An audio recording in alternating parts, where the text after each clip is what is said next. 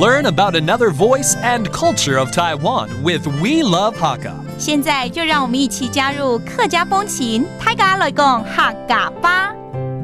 Hey everyone, it's time for Practical Hakka here on ICRT. Hello， 你好，大家好，我是 Alice Pong。Hello, 你好，大家好，我是 Josephine.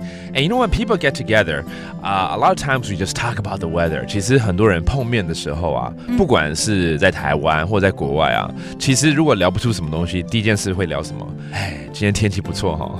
今天好热哦，好热哦，就会讲天气嘛。We talk about the weather all the time when we meet people. So I thought today we should talk about and teach you how to say certain types of weather. 我们其实应该教大家有不一样的这个天气啊，有热天、晴天、阴天啊，这些台风天啊，对，现在又是暑假的时候，对，很容易有台风天。所以呢，今天请 Alice 教晴天、阴天怎么说？晴天是后天，后天是晴天，不是后天。那阴天是明天，不是后天就是好天气的意思。真的假的？哦，是好天气。后天。Okay, it sounds like the day after tomorrow, but it actually means a sunny day. 晴天哈，那阴天是雾阴天。雾阴天 ，OK， 就有一点雾阴阴的天气，是不是 ？OK, that's a cloudy day. OK, 雾阴天。那有的时候啊，像在台北常常会那种下午会雷阵雨啊，一阵就过来呀。Afternoon thunder showers， 这个怎么说？大风死。大风死。大风就是有一点像会刮风啊，就刮风打雷就是在一起就对了。OK, it does sound like the wind, but it generally means a thunder shower. All right, 然后再来你刚刚讲的没错，这个尤其这几个月啊，要注意台风。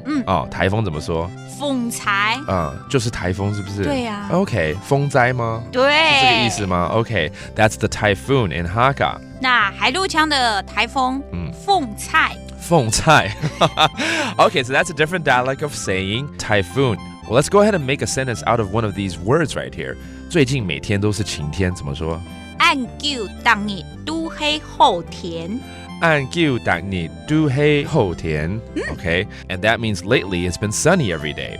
Well, let's go ahead and review all these terms. 刚刚讲的晴天 a sunny day 就是后天。Okay, and then the cloudy day 阴天。雾阴天。雾阴天。